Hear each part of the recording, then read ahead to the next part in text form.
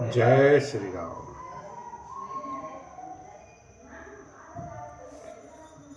सकुचि राम निज शपथ दिवाई, लखन संदेश कहिए जन जाई। कह सुमंत्र पुनि भूप संदेशु, सही न सकहीं सिय विपिन कलेशु। श्री रामचंद्र जी ने सकुचाकर अपनी सौगंध दिलाकर सुमंत्र जी से कहा कि आप जाकर लक्ष्मण का यह संदेश न कहिएगा।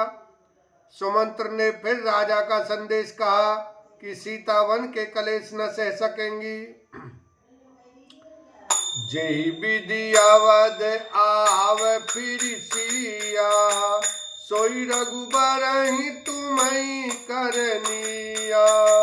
न तरु निपट अवलंब बीना, मैं न जियवज में जल बिनु मीना। सुखी रहो, कल्याणमस्तु। अतएव जिस तरह सीता अयोध्या को लौट आवे, तुमको और श्री रामचंद्र जी को वही उपाय करना चाहिए। नहीं तो मैं बिल्कुल ही बिना सहारे का होकर वैसे ही नहीं जीऊंगा जैसे बिना जल के मछली नहीं जीती। मई के ससुरे सकल सुको, जबई जहाँ मनुमान। कह तब रही सुखैन सिय, जब लगी विपत्ति बिहान। लखन सिया राम जय जय राम। सीता के मायके, पिता के घर और ससुराल में सब सुख है। जब तक यह विपत्ति दूर नहीं होती तब तक वे जब जहां जी चाहे वहीं सुख से रहेंगी। बिनती भूप की ने जई भांति, आरती प्रीत न सो कही जाती। पितु संदेश सुन कृपा निधाना, सियई दीन सिख कोटि विधाना। राजा ने जिस तरह जिस दीनता और प्रेम से विनती की है, वह दीनता और प्रेम कहा नहीं जा सकता। कृपा निधान श्री रामचंद्र जी ने पिता का संदेश सुनकर सीता जी को करोड़ों अनेकों प्रकार से सीख दी। सास ससुर गुरु प्रिय परिवारु, फिरउत सब कर मिटई खबारू। सुन पति बचन कहती बैदेही, सुनहु प्राण पति परम चनेही। उन्होंने कहा, जो तुम घर लौट जाओ तो सास ससुर गुरु प्रियजन एवं कुटुंबी सबकी चिंता मिट जाए। पति के वचन सुनकर जानकी जी कहती हैं, हे प्राणपति, हे परम स्नेही, सुनिए। प्रभु करुणामय परम विवेकी, तन तज रहती छाए के मीठे की। प्रभा जाई कह भानु बिहाई, कह चंद्रिका चंद तजी जाई। हे प्रभु, आप करुणामय और परम ज्ञानी हैं, कृपा करके विचार तो कीजिए। शरीर को छोड़कर छाया अलग कैसे की जा सकती है? सूर्य की प्रभा सूर्य को छोड़कर कहां जा सकती है? और चांदनी चंद्रमा को त्याग कर कहां जा सकती है? पति ही प्रेममय बिनय सुनाई, कहती सचिव सन गिरा सुहाई। तुम पितु ससुर सरिस हितकारी, उतर दे फिर अनुचित भारी। इस प्रकार पति को प्रेममयी विनती सुनाकर सीता जी मंत्री से सुहावनी वाणी कहने लगी, आप मेरे पिताजी और ससुर जी के समान मेरा हित करने वाले हैं। आपको मैं बदले में उत्तर देती हूँ, यह बहुत ही अनुचित है। आरती बस सन मुखो भयो बिलगु न मानवतात आर्ज सुत पद कमल बिनु बादि जहाँ लगी नाथ लखन सिया राम जय जय राम। किंतु हे तात मैं आर्त होकर ही आपके सम्मुख हुई हूँ, आप बुरा न मानिएगा। आर्य पुत्र स्वामी के चरण कमलों के बिना जगत में जहां तक नाते हैं सभी मेरे लिए व्यर्थ हैं।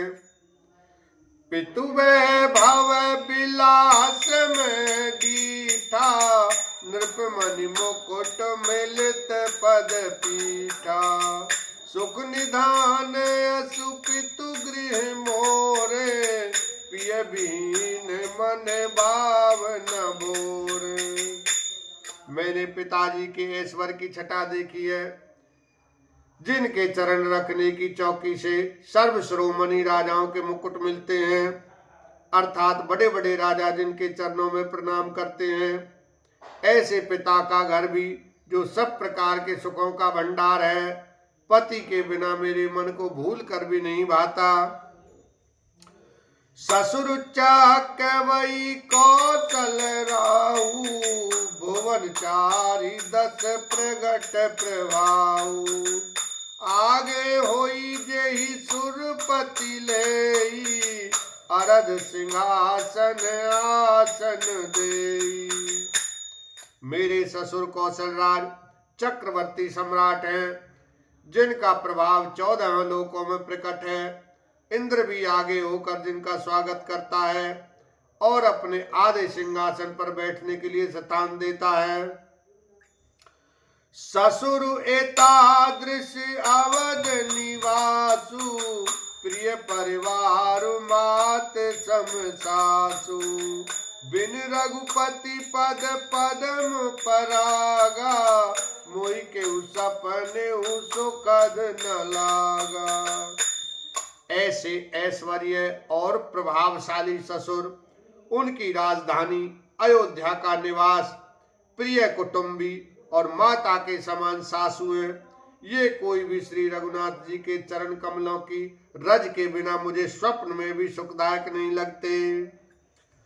अगम पंथ बन भूमि पहारा करके हरि सर सरत अपारा कोल की रात कुरंग विहंगा मोहि सब सुखद प्राण पति संगा। दुर्गम रास्ते, जंगली धरती, पहाड़, हाथी, सिंह, अथाह तालाब एवं नदियां, कोल, भील, हिरण और पक्षी प्राणपति रघुनाथ जी के साथ रहते, ये सभी मुझे सुख देने वाले होंगे। सास ससुर सन मोर होती विनय कर परिपाय मोर सोच जन करिय कछु मैं बन चुकी सुभाय लखन सिया राम जय जय राम। अतः सास और ससुर के पांव पड़कर मेरी ओर से विनती कीजिएगा कि वे मेरा कुछ भी सोच न करें। मैं वन में स्वभाव से ही सुखी हूँ। प्राणनाथ प्रिय देवर साथा वीर धोरीन धरे धनु बाता नहीं मग श्रम भ्रम दुख मन मोरे मोहि लगी सोच करिए जन बोरे। वीरों में अग्रगण्य तथा धनुष और बाणों से भरे तरकस धारण किए मेरे प्राणनाथ और प्यारे देवर साथ हैं। इससे मुझे न रास्ते की थकावट है, न भ्रम है और न मेरे मन में कोई दुखी है। आप मेरे लिए भूल कर भी सोच ना करें। बोलो सियावर रामचंद्र की जय, उमापति महादेव की जय।